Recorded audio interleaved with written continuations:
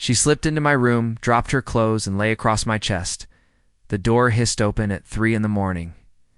and Jake Morris jolted awake in his bunk aboard the research station Galileo 7, floating in orbit around the gas giant they called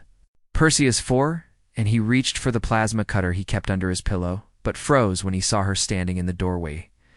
It was tall, nearly 7 feet, with skin that shimmered like liquid mercury under the dim emergency lighting in her eyes. Were the color of distant nebulas swirling purple and gold, and she wore the standard issue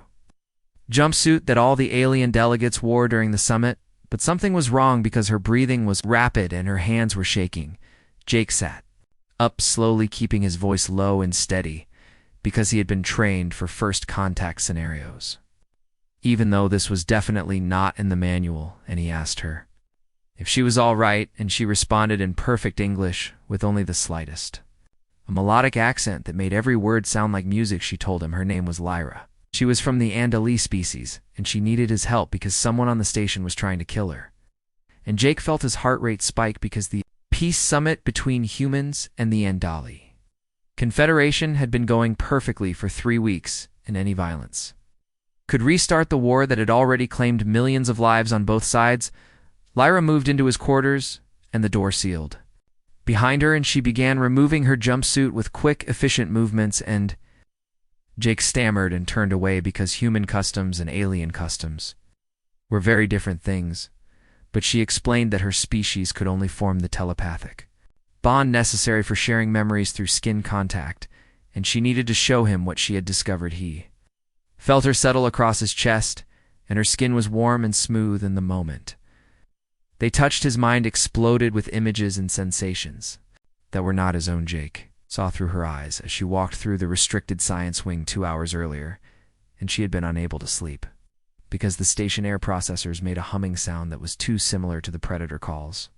on her homeworld, and she had decided to explore, and that was when she stumbled upon the laboratory. Inside the lab, she found 3 human scientists huddled around a containment unit, and floating inside the unit was a biological weapon that Jake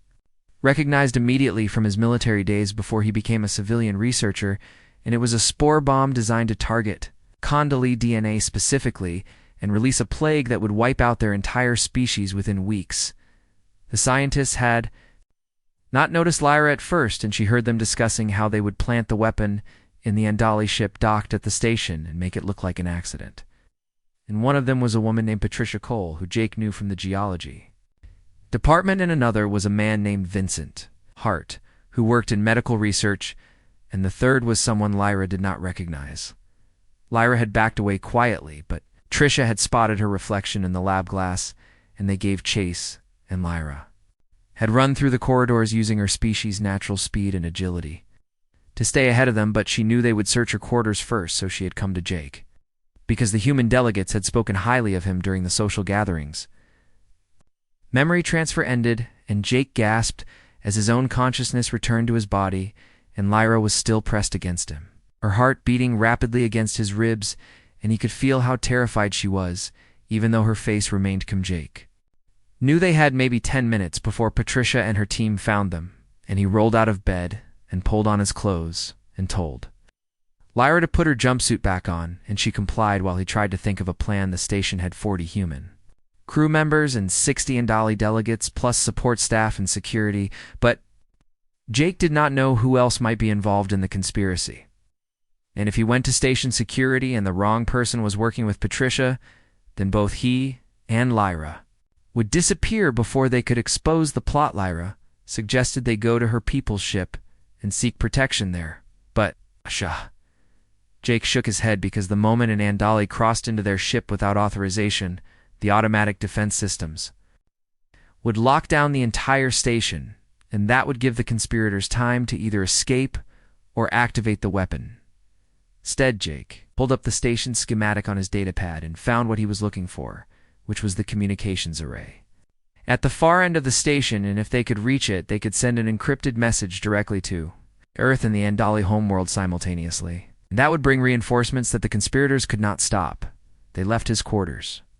and moved quickly through the empty corridors, and the station was on night cycle, so most of the lights were dimmed, and Jake knew the routes that avoided the main security cameras because he had spent enough time exploring during his 6 months. Aboard, Lyra moved like liquid shadow beside him, and twice they had to duck into storage closets when they heard footsteps approaching, and the second time. Jake found himself pressed against her in the cramped darkness, and he could feel the heat radiating from her body and smell something like ozone and honey that must have been her natural scent.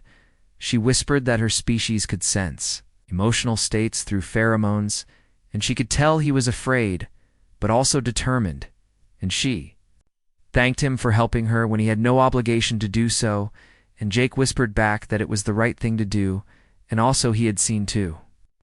many friends die in the war, and he would not let it start again. They reached the communications hub,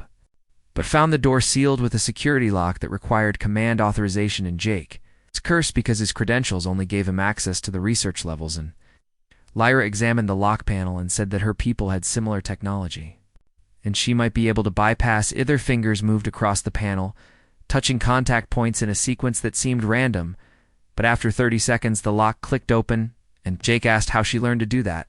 and she gave him what he thought might be a smile and said that not all Andali were scientists and diplomats, and some of them had more practical skills inside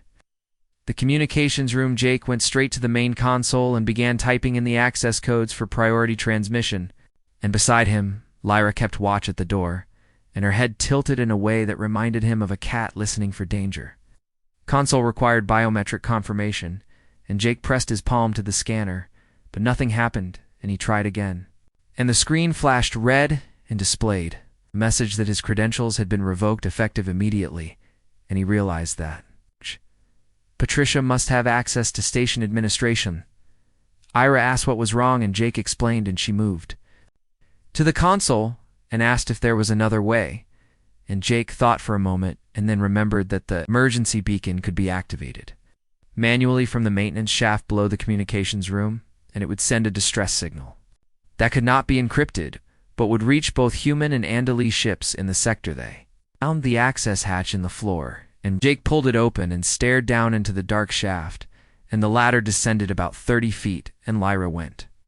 first, because her eyes could see better in low light, and Jake followed and tried not to think about the fact that if someone sealed the hatch above them, they would be trapped at the bottom of the shaft. They found the beacon housing, and Jake opened the panel and started the activation sequence, and the machine hummed to life and began broadcasting, and he allowed himself to feel a moment of relief, because help would arrive in less than an hour. That was when the lights went out, and Jake heard Lyra make a sound that might have been her species' version of a curse, and then emergency lighting kicked in, bathing everything in red, and an alarm started blaring, and a synthesized voice announced that a biological contamination had been detected, and the station was initiating quarantine protocols. Jake realized what Patricia had done, and she had released some kind of harmless but detectable substance that would trigger the station's safety systems, and now every section was sealing itself off, and no one could move between compartments, and more importantly, no ships could dock or leave until the contamination was cleared. Lyra grabbed his arm and pulled him toward the ladder, but when they reached the top, the hatch had already sealed, and Jake pounded on it, but the metal was 6 inches of reinforced steel, and they were not getting through without heavy equipment. They were trapped in a space about 20 feet square with the beacon still broadcasting, and Jake sat down against the wall and tried to think, and Lyra sat beside him close enough that their shoulders touched, and she said that her people had a saying which translated roughly to "the stars shine brightest in the deepest dark," and Jake said that was very poetic, but not particularly helpful right now. She made a sound that might have been laughter, and said that humans were refreshingly direct, and on her world everything was said in metaphors and poetry, and sometimes it took hours to have a simple conversation, and Jake found himself smiling despite their situation. I asked her about her home, and she described a world of floating cities, held aloft by magnetic fields and great forests of crystalline trees that sang in the wind, and she told him about her